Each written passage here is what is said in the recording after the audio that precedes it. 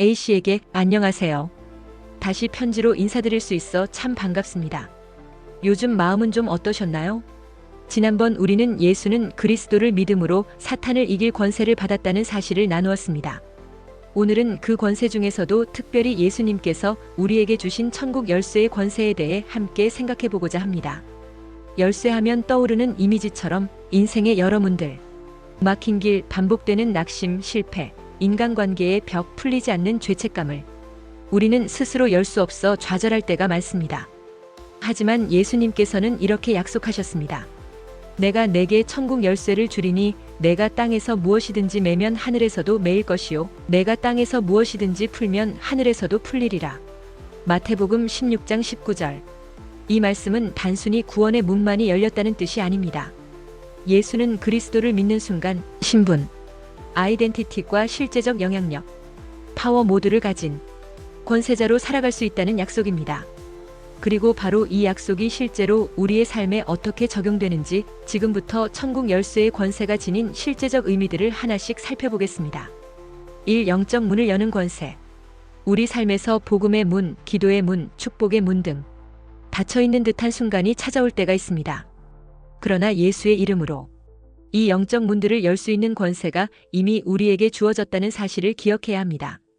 다윗의 열쇠를 가지신 이 곧 열면 닫을 사람이 없고 닫으면 열 사람이 없는 그가 이르시되 요한계시록 3장 7절. 개인, 가정, 교회, 나라의 문도 예수는 그리스도의 이름으로 열릴 수 있습니다. 이 영적 묶임을 푸는 권세. 끊어지지 않는 죄책감, 반복되는 나쁜 습관, 대물림처럼 느껴지는 인생의 결박이 있나요? 예수의 이름으로 이 결박은 풀릴지어다 라고 선포할 때 땅에서 푸는 대로 하늘에서도 풀림이 일어납니다. 너희가 누구의 죄든지 사하면 사하여질 것이요. 요한복음 20장 23절. 더 이상 묶인 자로 머물지 마세요. 천국 열쇠의 권세로 결박을 푸는 주인공이 되십시오. 3. 하늘의 권세를 이 땅에 집행하는 권세. 천국 열쇠의 권세는 단순히 내 마음의 위로만이 아닙니다. 예수의 이름으로 선포하고 명령할 때 하늘이 실제로 움직입니다. 예를 들어 가족 중 누군가 깊은 상처나 중독에 묶여 있을 때 예수 그리스도의 이름으로 이 묶임이 풀릴지어다 라고 믿음으로 선포한다면 이는 단순한 말이 아니라 하늘의 권세가 실제로 집행되는 명령이 됩니다. 마치 경찰이 신분증을 보여주고 이 문을 여세요 라고 말할 때 권위가 따르는 것과 같습니다. 4. 사탄이 만든 영적 장애물을 치우는 권세. 삶이 자꾸 막히고 아무리 애써도 풀리지 않는 보이지 않는 방해가 느껴질 때가 있습니다. 이럴 때는 닫힌 문이나 보이지 않는 벽 뒤에 사탄의 방해와 미혹이 있을 수 있습니다. 예를 들어 계속되는 오해, 의사소통의 단절, 설명할 수 없는 좌절감 등은 단순한 우연이 아니라 영적 방해일 수 있습니다. 이때 예수의 이름으로 모든 방해와 장애물은 무너질지어다 라고 선포하면 실제로 그 장애물이 사라지고 상황이 바뀌는 것을 경험할 수 있습니다. 이는 신앙생활이 단순한 마음가짐이 아니라 실제적으로 영적 세계에 영향력을 행사하는 것임을 보여줍니다. 5. 복음 전파와 영혼 구원의 문을 여는 권세. 천국 열쇠의 권세는 나 자신만이 아니라 복음의 문, 구원의 문, 부흥의 문을 여는 능력이기도 합니다. 예를 들어 가족이나 친구 중에 마음이 굳게 닫혀 예수님을 받아들이지 않는 사람이 있다면 예수의 이름으로 이 마음의 문이 열릴지어다 라고 기도하고 선포하는 것이 바로 천국 열쇠의 권세를 사용하는 것입니다. 역사적으로도 많은 선교사들이 복음의 문을 열어 주옵소서라고 기도하며 도시와 민족이 변화되는 기적을 경험했습니다. 이처럼 우리도 기도와 선포를 통해 막힌 곳에 영적 문을 열 수 있습니다. 6. 기도의 문, 응답의 문을 여는 권세. 때로는 아무리 기도해도 응답이 막힌 것처럼 느껴질 때가 있습니다. 하지만 이럴 때 바로 천국 열쇠의 권세로 기도의 문을 열 수 있습니다. 예를 들어 예수의 이름으로 기도의 문이 열리고 응답이 임할지어다 라고 선포하면 마치 오랜 시간 잠겨있던 철문이 저절로 열리듯 하나님의 응답이 실제로 경험되는 일이 일어납니다. 성경에서도 베드로가 옥에 갇혀있을 때 성도들의 기도에 응답하셔서 스스로 철문이 열렸던 사건, 사도행전 12장 10절을 기억할 수 있습니다. 7. 믿는 자의 삶을 새로운 차원으로 여는 권세. 천국 열쇠의 권세는 우리의 삶 전체를 닫힌 인생에서 열린 인생으로 바꿔줍니다. 예를 들어 나는 늘 실패해왔어. 내 인생은 여기까지야라는 생각이 들 때, 예수는 그리스도, 나는 열린 문을 가진 자다 라고 선포하며 한 걸음 내디딜 때, 실제로 생각과 환경, 기회의 문이 열리는 경험을 할 수 있습니다. 신앙은 단순한 이론이 아니라 믿음의 선포와 행동에 따라 실제로 변화가 일어나는 능력임을 천국 열쇠의 권세가 보여줍니다. A씨, 이처럼 천국 열쇠의 권세는 막힌 길을 여는 능력일 뿐 아니라 묶인 자를 풀고 하늘의 권세가 이 땅에 임하게 하며 영적 방해를 치우고 복음의 문과 응답의 문, 그리고 내 인생 전체를 새로운 차원으로 이끌어가는 실제적이고 강력한 선물입니다. 그러니 이제는 주저하지 마시고 예수 그리스도의 이름으로 하나님이 주신 권세를 적극적으로 사용해 보세요.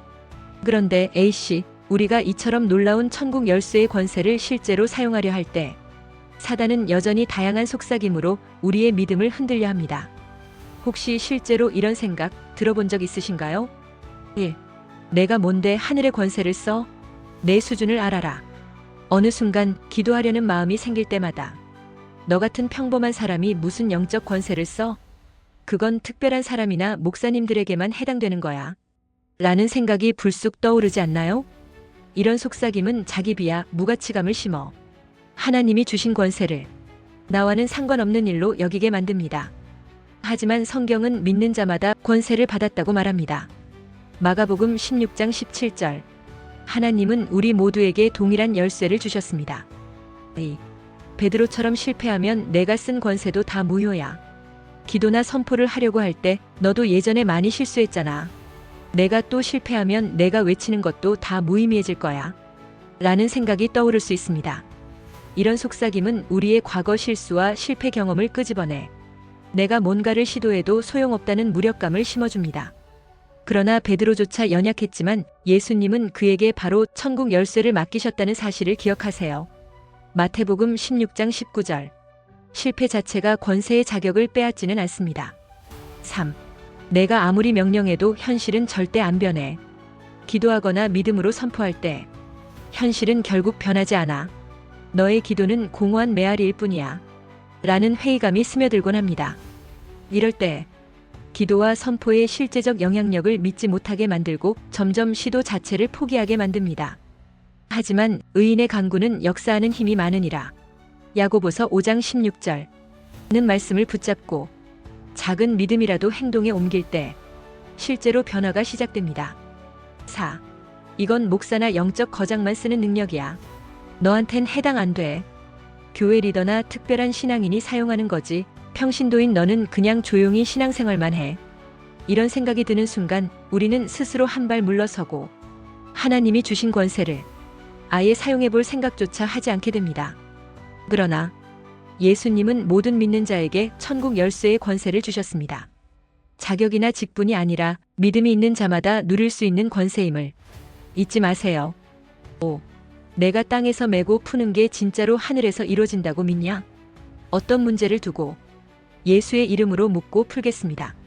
선포하려 할 때 속으로 이런 생각이 들 수 있습니다. 이게 정말 현실에서 무슨 효과가 있겠어? 그냥 상징적인 말 아닐까? 이처럼 말씀 자체에 대한 회의와 실제적 적용을 의심하게 만듭니다. 하지만 예수님께서 직접 하신 약속, 마태복음 16장 19절을 나에게 주신 말씀으로 믿을 때 그 권세가 실제로 나타나기 시작합니다. 6. 내가 지금 묶으려고 하는 영적 문제, 내 힘으로는 절대 안 돼. 문제가 크고 오래된 것일수록 이건 내 힘으로 안 돼. 아무리 명령해도 소용없을 거야. 라는 무기력한 생각이 밀려올 수 있습니다. 그러나 천국 열쇠의 권세는 내 힘이 아니라 예수님의 권세로 명령하는 것이기에 우리의 약함과는 상관없이 영적 세계에서 실제로 역사가 일어납니다. 7. 내가 선포한 뒤에 아무 변화가 없으면 창피만 당하는 거 아니야? 기도하고 선포했는데 아무 일도 안 일어나면 어떡하지? 괜히 사람들 앞에서 창피만 당할지도 몰라. 이런 두려움이 우리를 소극적으로 만들기도 합니다. 하지만 믿음은 결과를 눈으로 볼 때까지 선포를 멈추지 않는 것입니다. 씨앗이 뿌려지고 자라듯 선포한 말씀은 반드시 때가 되면 열매를 맺는다는 믿음을 가져야 합니다. 8. 내 삶도 제대로 못 바꾸면서 무슨 하늘의 문을 연다고 그래? 나 자신을 돌아볼 때 내 문제도 못 푸는데 내가 어떻게 큰 권세를 사용하겠어? 라는 자격지심이 찾아올 수 있습니다. 하지만 하나님은 완벽한 사람에게만 권세를 주시는 것이 아니라 연약함 속에서도 믿음을 내딛는 자에게 그 권세를 실제로 경험하게 하십니다. 9.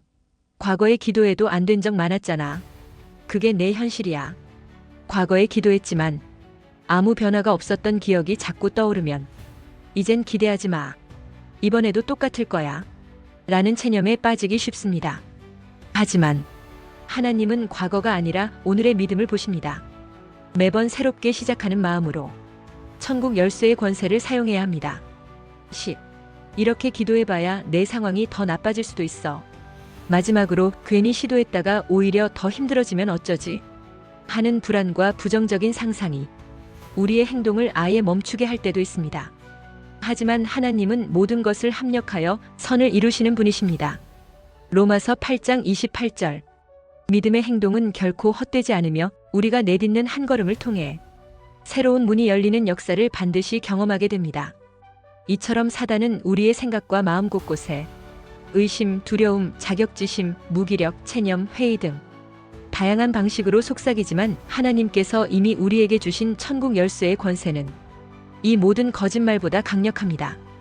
A씨, 이 모든 속삭임을 분별하고 말씀을 붙잡아 예수 그리스도의 이름으로 당신의 삶의 문을 여는 믿음의 걸음을 내딛어 보세요.